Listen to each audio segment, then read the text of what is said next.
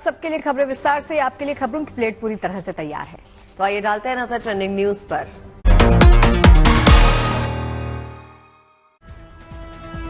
मुंबई में आज चुनावी रैलियों का शुक्रवार प्रधानमंत्री मोदी की राज ठाकरे के साथ रैली। इंडी गठबंधन भी दिखाएगा दम।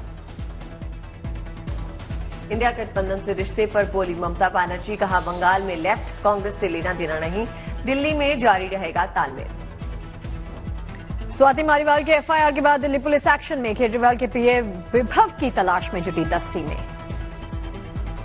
चारधाम में 31 मई तक नहीं होंगे वीआईपी दर्शन, श्रद्धालुओं की भीड़ को देखते हुए प्रशासन का फैसला।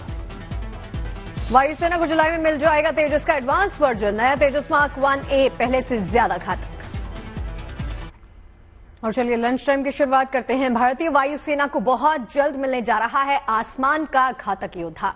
तेजस का नया एडवांस वर्जन वायुसेना में शामिल होने के लिए तैयार है। जुलाई तक नया तेजस मार्क 1A वायुसेना में शामिल हो जाएगा। इस विमान के आने से वायुसेना की ताकत में और भी इजाफा होगा। खास बात यह है कि ऐसे 83 फाइटर जेट्स के लिए वायुसेना पहले ही ऑर्डर दे चुकी है। अब 97 और नए तेजस मार्क 1A का ऑर्डर देने की तैयारी है।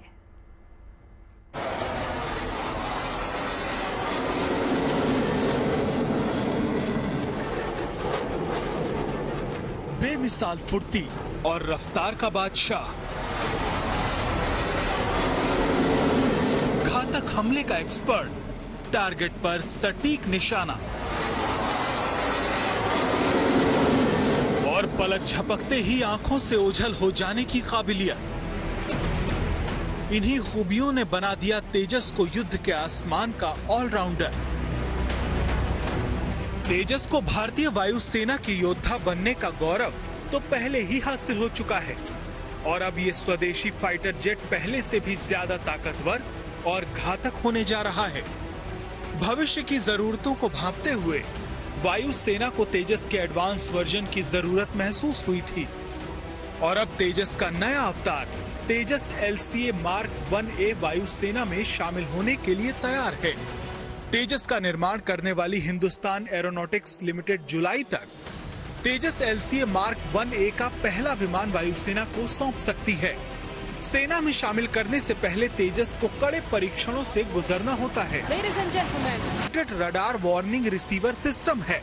इस आधुनिक एयरक्राफ्ट का रखात ही वायुसेना इसी साल 97 और तेजस मार्क 1A फाइटर जेट का ऑर्डर देने जा रही है। 65,000 करोड़ रुपए के इस सौदे का टेंडर भी जारी कर दिया गया है। ये स्वदेशी सैन्य उपकरण खरीदने का अब तक का सबसे बड़ा ऑर्डर है। HAL को 3 महीने के अंदर इस टेंडर पर जवाब देना है। भारतीय वायुसेना अपने फाइटर जेट्स के बेड़े को अपग्रेड करने की दिशा में तेजी से काम कर रही है। नया तेजस वायुसेना में MiG-21, MiG-23 और MiG-27 की जगह लेगा। नए बेड़े के सभी विमान शामिल होने के बाद वायुसेना की ताकत कई गुना बढ़ जाएगी। अपनी ताकत लगातार बढ़ाने और तकनीकी तौर पर हमेशा अपग्रेड रहने की इस काबिलियत की वजह से ही भारतीय वायुसेना की गिनती दुनिया के अव्वल एयरफोर्स में होती है। Bureau report, good news today.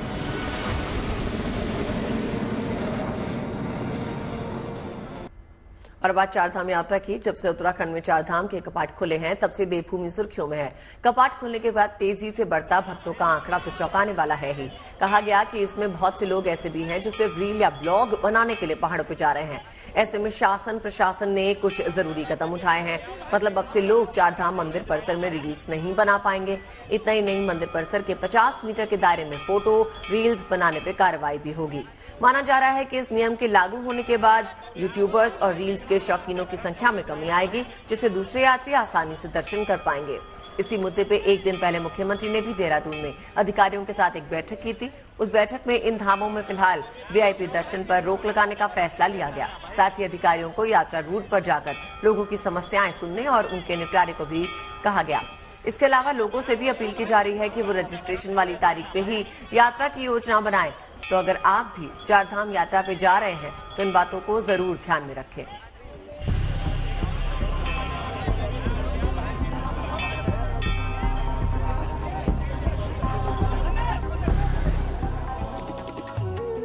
देवभूमि उत्तराखंड में 10 मई से चारधाम यात्रा का आगाज हुआ। यहाँ तभी से दर्शन करने वाले श्रद्धालुओं का सैलाब उमड़ा हुआ है। अभी तक चारधाम आने वाले तीर्थयात्रियों की संख्या का आंकड़ा 3 लाख से ऊपर है। इनमें सबसे ज्यादा संख्या तो केदारनाथ धाम में ही रिकॉर्ड की जा रही है। हालांकि यात्रा के शुरुआती दिनों में अचानक उम्मीद से ज्यादा भीड़ बढ़ी तो कुछ अव्यवस्थाएं जरूर देखी गईं, मगर अब व्यवस्थाएं पटरी पर आती दिख रही हैं। दरअसल गुरुवार को मुख्यमंत्री धामी के साथ हुई वरिष्ठ अधिकारियों की मीटिंग ने चारधाम यात्रा को व्यवस्थित तरीके से चलाने की उम्मीद जगा दी। गिनती बढ़ रही है, ब्लॉगर्स की गिनती में इजाफा हो रहा है और कहीं ना कहीं तीर्थ यात्रियों का इसका खामियाजा भुगतना पड़ रहा है। दर्शन में समस्या हो रही है, अव्यवस्थाएं फैल रही है। उसको लेकर प्रशासन ने एक सख्त आदेश निकाला है और इसका पालन करने के लिए सभी पुलिस अधिकारियों को ये निर्देश दिए गए हैं। चारधाम यात्रा में फैली अव्यवस्था को लेकर दरअसल ये निर्देश दिए गए। सीएम पुष्कर सिंह धामी ने बढ़ती भीड़ और खासकर रील्स के बढ़ते क्रेज पर काबू पाने के लिए ये विशेष बैठक ली थी।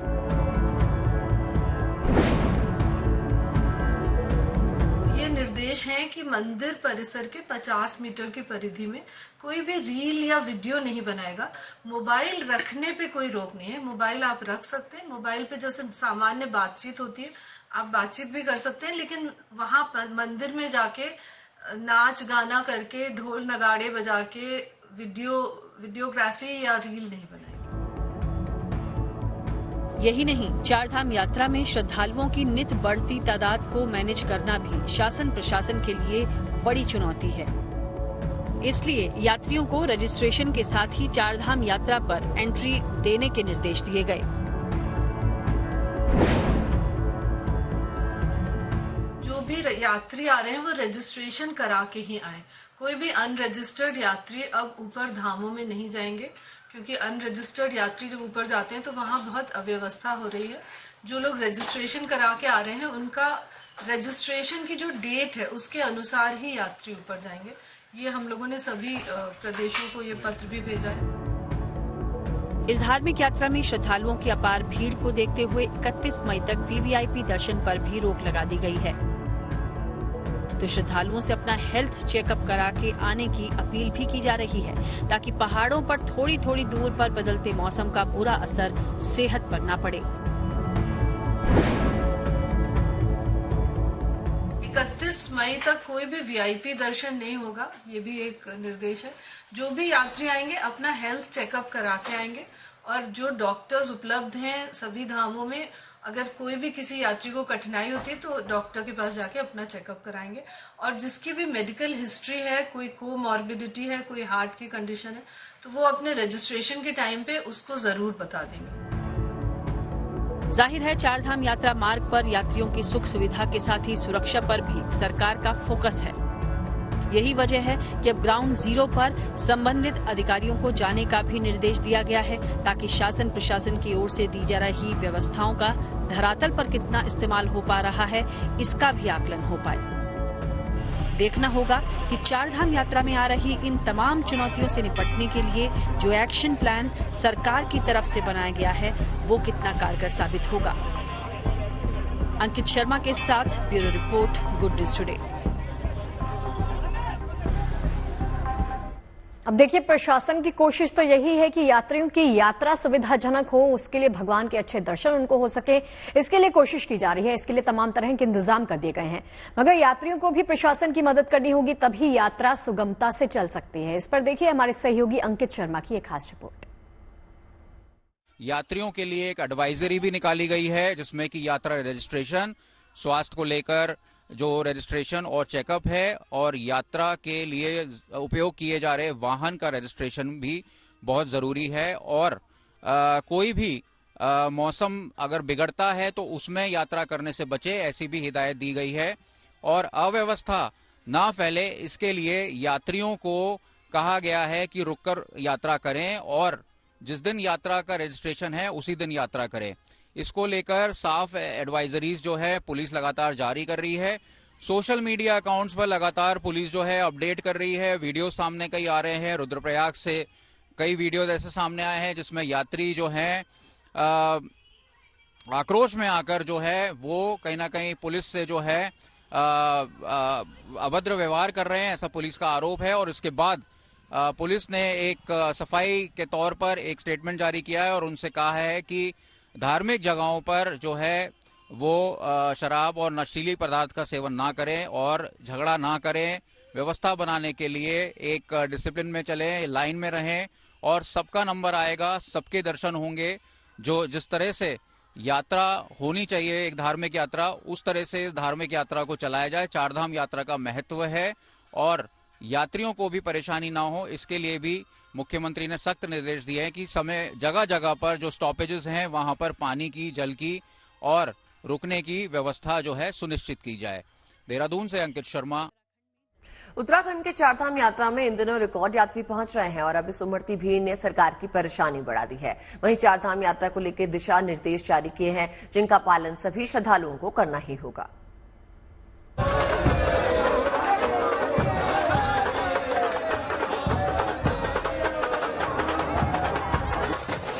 उत्तराखंड की चारधाम यात्रा के दौरान जन सैलाब उमड़ा हुआ है, मगर इस हफ्ते भर कई ऐसे श्रद्धालु दिखे जिन्होंने अभी किसी भी धाम में जाकर दर्शन नहीं किए। केदारनाथ धाम जाने वाले रास्ते पर ज्यादा यात्रियों के पहुंचने से परेशानी आ रही है। खबर है कि सोनप्रयाग और सीतापुर में पार्किंग फुल होने की वजह से यात्रियों को यात्रा मार्ग के कई पड़ावों पर रोक दिया गया। ऐसे में कुछ श्रद्धालुओं को टिहरी के घनसाली केदारनाथ मोटर मार्ग पर रोका गया। प्रशासन का यह कदम भले ही यात्रियों की सुगम और सुरक्षित यात्रा बनाने के लिए हो, लेकिन हफ्ते भर से सड़कों पर घूमते कई श्रद्धालु परेशान दिख रहे हैं।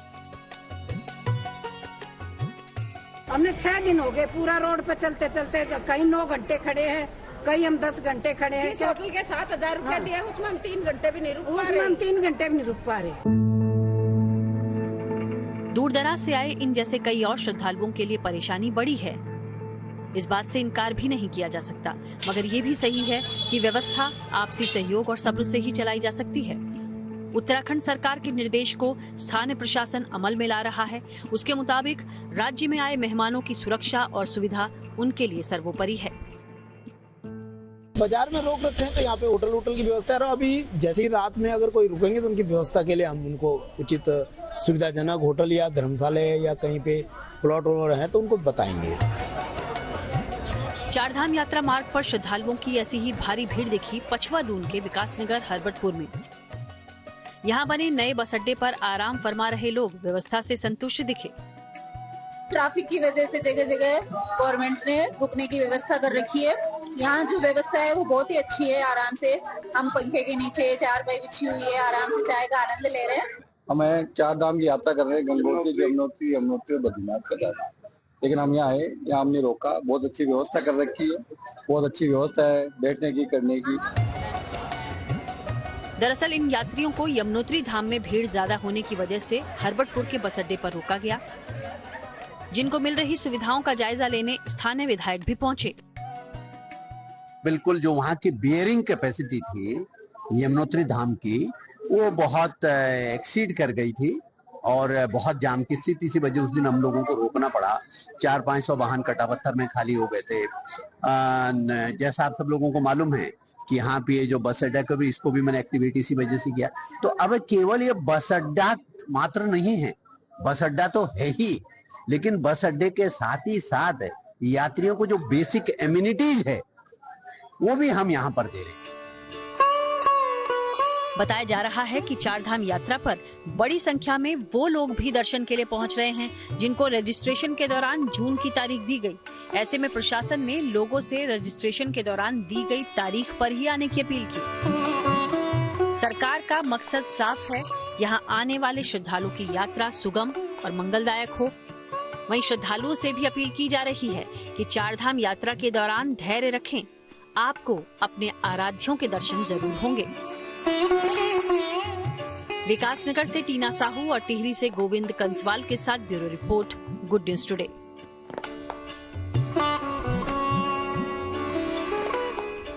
देखिए, अब केदारनाथ धाम के साथ पूरे पंच केदार के कपाट खुलने वाले हैं। कल चतुर्थ केदार रुद्रनाथ के कपाट खोल दिए जाएंगे। इससे पहले चतुर्थ केदार भगवान रुद्रनाथ की उत्सव डोली गोपेश्वर के गोपीनाथ मंदिर के रुद्रनाथ धाम के लिए रवाना हो गई। आज ये उत्सव डोली रुद्रनाथ धाम पहुंच जाएगी। फिर कल सुबह श्रद्धालुओं के लिए दर्शन पूजन के लिए कपाट अगले 6 महीने के लिए खोल दिए जाएंगे। चतुर्थ केदार रुद्रनाथ में भगवान के एकानन यानी मुख की पूजा होती है। इस तरह पंच केदार के दर्शन भक्त कर पाएंगे।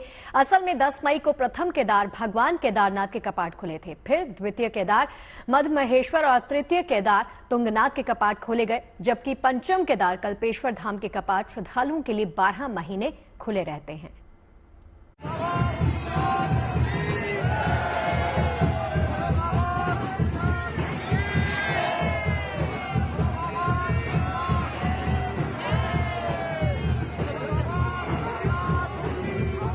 धूमधाम से निकली भगवान रुद्रनाथ की उत्सव डोली।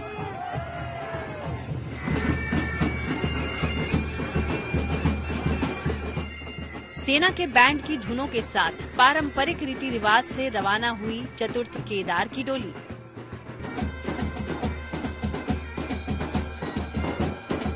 पंच केदार में से एक चतुर्थ केदार भगवान रुद्रनाथ की डोली कल यानी 16 मई को अपने शीतकालीन गद्दी स्थल गोपेश्वर के गोपीनाथ मंदिर से कैलाश पर्वत के लिए रवाना हो गई।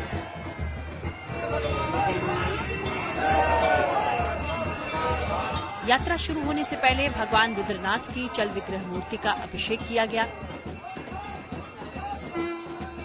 वैदिक मंत्रों के साथ पूजा अर्चना की गई। इसके बाद भारतीय सेना के बैंड धुनों के साथ भगवान रुद्रनाथ अपने ग्रीष्मकालीन प्रवास कैलाश को रवाना हो गए। साथ में चला श्रद्धालुओं का अपार जनसैलाब भी।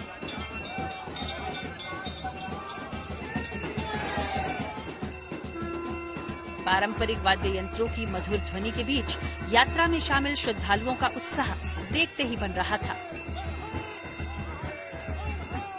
हिमालय के मखमली बुग्यालों के बीच मौजूद पंच केदार में शामिल भगवान रुद्रनाथ के कपाट 18 मई को ब्रह्म मुहूर्त में खोले जाएंगे। भगवान रुद्रनाथ के मंदिर को शिव के पंच केदारों में चतुर्थ केदार माना जाता है। चतुर्थ केदार भगवान रुद्रनाथ जी में भगवान शिव के मुख दर्शन होते हैं। रुद्रनाथ मंदिर में भगवान शिव के बैल रूपी अवतार का मुख प्रकट हुआ था। भगवान शिव का ये मंदिर समुद्र तट से 3600 मीटर की ऊंचाई पर स्थित है। ये मंदिर गढ़वाल क्षेत्र के चमोली जिले में पहाड़ों के बीच मौजूद है। पौराणिक मान्यता है कि इस मंदिर का निर्माण महाभारत के समय पांडवों ने किया था। उन्होंने इस मंदिर में भाइयों की हत्या के पाप से मुक्ति के लिए भगवान शिव की पूजा की थी। गोपीनाथ मंदिर से रुद्रनाथ मंदिर की दूरी तय करने में 2 दिन लग जाते हैं। 2 दिन की इस कठिन यात्रा का पहला पड़ाव लुईठी बुग्याल पड़ता है और दूसरे दिन यात्रा रुद्रनाथ पहुंच जाती है।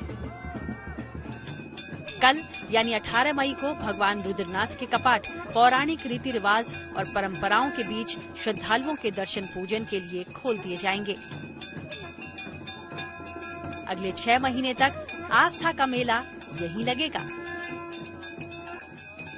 चमोली से कमल नयन सिलोड़ी के साथ bureau report, good news today.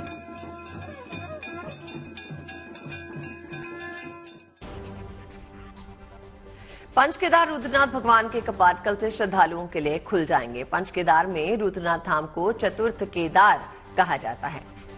देखिए, शनिवार सुबह विधि विधान के साथ मंदिर के कपाट खुल जाएंगे। ये रुद्रनाथ धाम हिमालय की गोद में बसा शिव का एक पावन धाम माना जाता है। लेकिन इस मंदिर की यात्रा पंच केदार में सबसे मुश्किल मानी जाती है। भक्तों को मंदिर तक पहुंचने के लिए 21 किलोमीटर की ट्रैकिंग करनी पड़ती है। तब जाके भक्त महादेव के एकानन यानी मुख स्वरूप के दर्शन कर पाते हैं। अब देखिए, रुद्रनाथ मंदिर में भगवान एकानन यानी मुख रूप में विराजमान होते हैं। इस मंदिर के पास से नंदा देवी पर्वत और त्रिशूल पर्वत की बर्फ से ढकी हुई चोटियां भी साफ साफ नजर आती हैं। और चलिए इसी के साथ आगे बढ़ते हैं और बात मौसम की कर लेते हैं। अदिति, देखिए एक तरफ उत्तर भारत के ज्यादातर इलाकों में जहां झुलसाने वाली गर्मी और हीट वेव से लोग काफी परेशान हैं, तो वहीं दक्षिण भारत समेत देश के कई इलाकों से राहत देने वाली तस्वीरें भी सामने आई हैं। मौसम विज्ञान के जानकारों का मानना है कि केरल में बारिश इस बात का संकेत है कि इस साल मानसून बहुत अच्छा रहने वाला है।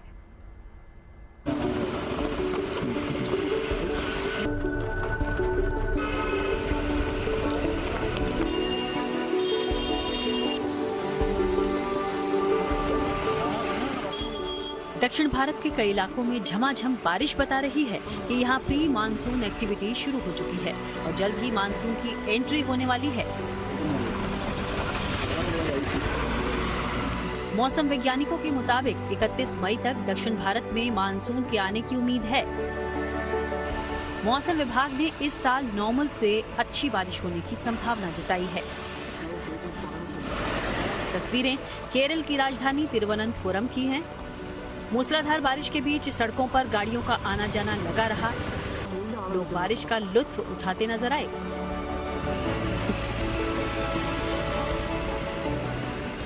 केरल के साथ तमिलनाडु, कर्नाटक और आंध्र प्रदेश के तटीय इलाकों से भी बारिश की तस्वीरें आई हैं। बारिश में लोग भीगते नजर आए। बाग बगीचे और खेत खलियान बारिश से तरबतर नजर आए। वहीं शहर की सड़कों पर जल जमाव दिखा। महाराष्ट्र की बात करें तो यहाँ भी कई हिस्सों में मानसून का ट्रेलर दिखा। ठाणे में झमाझम बारिश ने लोगों को गर्मी के प्रकोप से राहत दी। उधर पुणे में भी तेज हवाओं के साथ मूसलाधार बारिश से मौसम का मिजाज बदला नजर आया। Bureau report, good news today. देखिए आज का दिन मुंबई के लिए सियासी तौर पर काफी खास है। आज दो बड़ी रैली होंगी। एक रैली शिवाजी पार्क में होगी जहां प्रधानमंत्री मोदी के साथ राज ठाकरे मौजूद रहेंगे, तो दूसरी रैली बीकेसी में होने वाली है जहां महाविकास अघाड़ी के दिग्गज मौजूद होंगे। इस रैली में मल्लिकार्जुन खड़गे, शरद पवार, उद्धव ठाकरे के साथ साथ अरविंद केजरीवाल भी होंगे।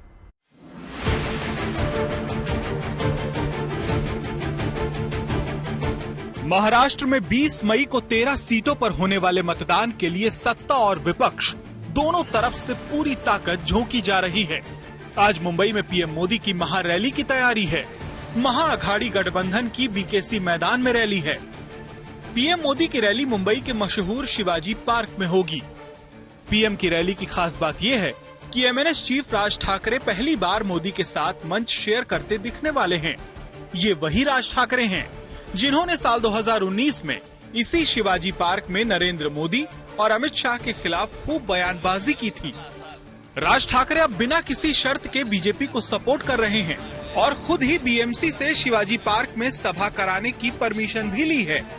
अब बीजेपी समर्थक और मराठी मानुस ये देखने के लिए काफी उत्साहित हैं कि मोदी के सामने तीखी वाणी वाले राज ठाकरे किस तरह का भाषण देते हैं। इस वक्त मैं मौजूद हूँ मुंबई के शिवाजी पार्क में जहाँ प्रधानमंत्री नरेंद्र मोदी सभा को संबोधित करने वाले हैं। आइए आपको तस्वीरों के माध्यम से दिखाते हैं किस तरीके की तैयारी इस समय चल रही है मुंबई के शिवाजी पार्क में। आपको बताएं कि लगभग 2 लाख से 2.5 लाख लोगों का यहाँ पर आना होगा और पासेस बांटे जा रहे हैं। जो जानकारी है उसके हिसाब से 1 लाख पास बट चुका है। आप देख सकते हैं किस तरीके से तैयारियां की जा रही हैं। लगभग 50,000 कुर्सियां भी रख गई हैं और इसके अलावा कई लोग खड़े भी होंगे। बहुत ही कड़ी सुरक्षा के साथ, सिक्योरिटी के साथ यहाँ पर लोगों को भेजा जाएगा क्योंकि प्रधानमंत्री नरेंद्र मोदी जी जो यहाँ पर आ रहे हैं। अच्छा, सबसे खास बात ये भी है कि कल इंडिया लेवल के बड़े बड़े लीडर, बड़े बड़े नेता मंच पर मौजूद होंगे। सबसे खास जो देखने लायक तस्वीर होगी वो होगी महाराष्ट्र नव निर्माण सेना के अध्यक्ष राज ठाकरे जी की, क्योंकि राज ठाकरे कल नरेंद्र मोदी जी के साथ इस भव्य मंच को जो है साझा करने वाले हैं। नरेंद्र मोदी जी के भाषण के पहले राज ठाकरे जी भी भाषण देंगे। रैली के लिए शिवाजी पार्क को सजा दिया गया है। प्रधानमंत्री मोदी और Raj Thackeray south central Mumbai seat से शिंदे गुट के उम्मीदवार राहुल शेवाले के लिए वोट मांगेंगे।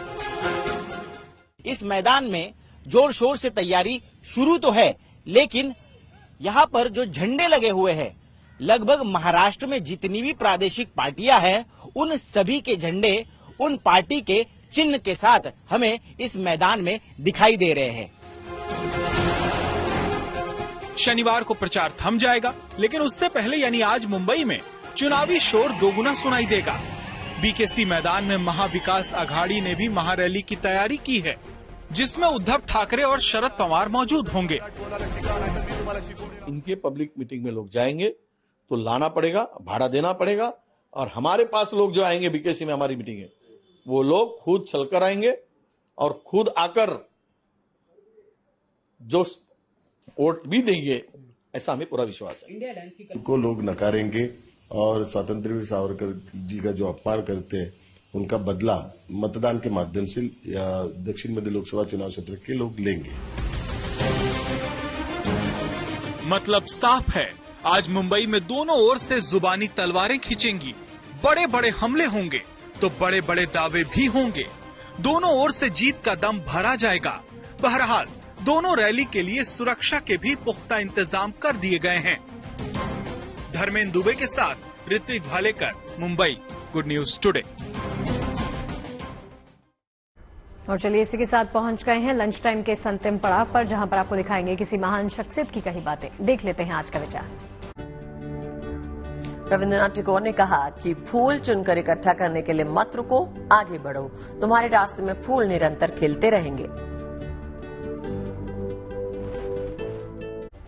इसी के साथ खबरों के इस लंच टाइम में फिलहाल के लिए बस इतना ही। हम दोनों को इजाजत दीजिए। मुलाकात होगी आप सभी के साथ सोमवार को। अपना बहुत ख्याल रखिए और देखते रहिए जी।